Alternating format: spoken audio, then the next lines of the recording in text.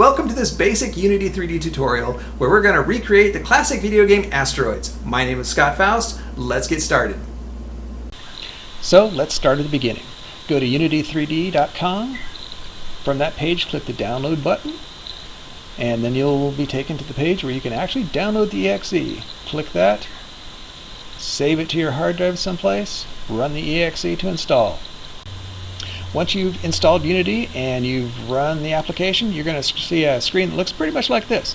But let's make sure it's super clean scene, and we're going to start from scratch. So go to the File pull-down menu, go to New Application, or New Project, I think it said.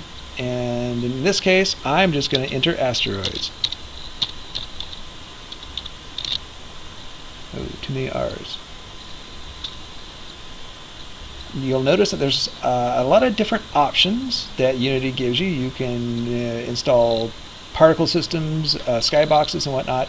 But in our case, we're not going to use any of those things. Everything is included with the package I've created for you guys. Look in the link below to find that. But for right now, I'm just going to hit create because we don't need any of that stuff. Unity will do a little bit of a shutdown and start up again, and our scene is now clean and fresh and ready for us. Again, hit that pull down, or hit that link that's in the that's below. Go to the file that you download from there. Double click on that package. Unity knows that that package is something for it. It'll pop up a window like this, and you just want to install everything that's in here. Go ahead and hit import. It's all going to come in.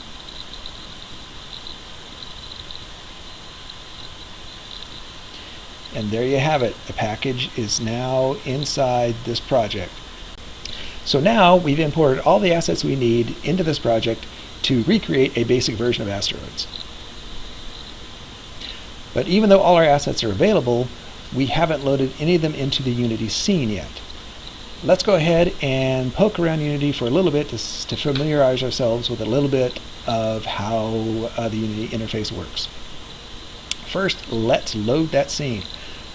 In the bottom left-hand corner, you'll see a tab called Projects, which in my case is already selected. I'm going to select this little triangle arrow next to the asset folder here, and that's exactly what these are. If you look on your hard drive where this project was created, you'll see these exact same folders. This project directory, I'm going to widen this a little bit here. This list of folders is exactly the file structure that you'll find on your hard drive. To load the level that I've created, let's look in this level folder, and we're going to find one saved file here, which is the level for Asteroids. I don't want to save this blank one that we're in right now because it really isn't anything. I'm going to hit don't save, and there we are. Now that we have our level loaded, let's take a look at two other tabs, the Hierarchy tab and the Scene tab. The Hierarchy tab is a 2D view of all the objects that are in our scene. At the moment it looks like we only have one object, when in fact what we have is a parent object with a number of child objects underneath it. Let's look at the GUI object. If I open it, we have a list of objects underneath that object, which comprise the high score, the number of lives, the kind of elements that we're going to use to display information back to the player. The Scene tab is a 3D representation of all the objects that are in our level. To look around in the 3D view, in the scene view, hold down the Alt button and then hold down the left mouse button. Alt and left mouse button allows you to orbit around some object. Hold down the Alt and instead this time click down on the mouse wheel. That allows you to pan around the scene. Keep the Alt button pressed, and in this case, hold down the right mouse button. That allows you to zoom in and out. A shortcut for zooming in and out is releasing the Alt button and just rolling the mouse wheel. That's another way to zoom in and out.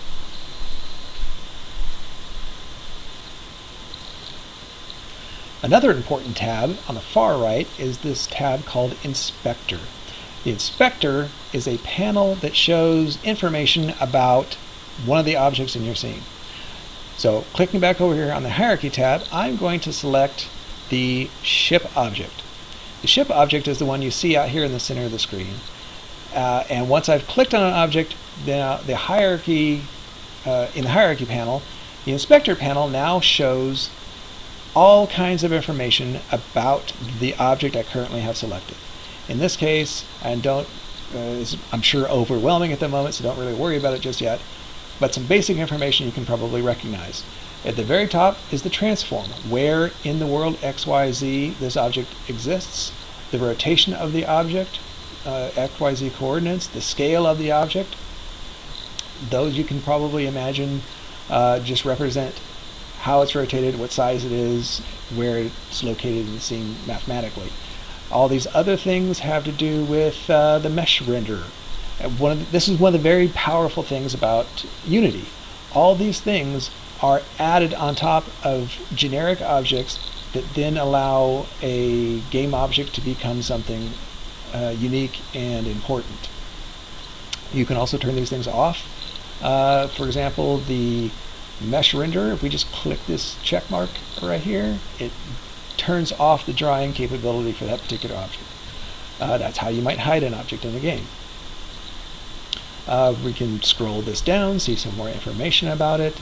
These are some of the script objects that make this ship object do things like fly off one side of the screen and wrap back around to the other side of the screen. But again, don't worry about all this stuff. We'll come back to it in another tutorial.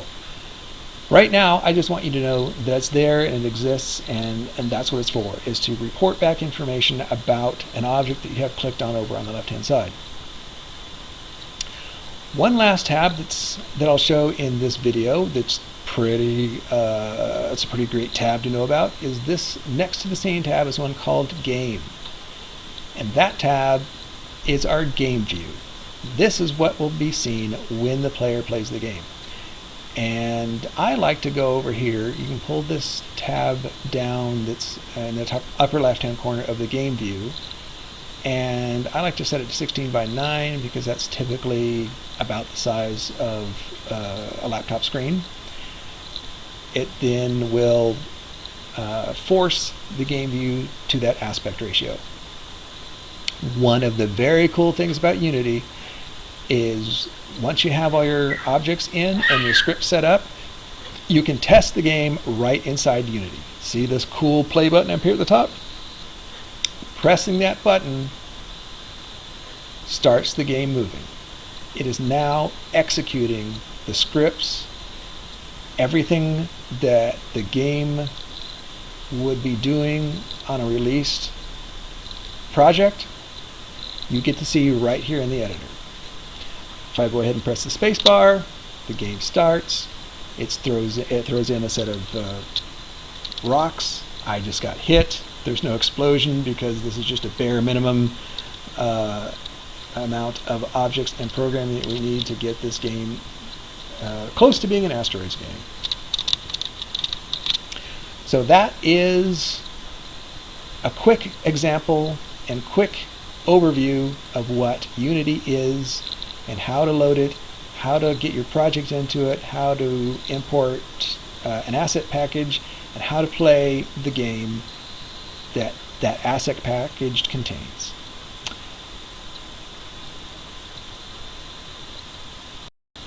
The very last thing I'd like to show you is where to find the scripts that actually make this game work.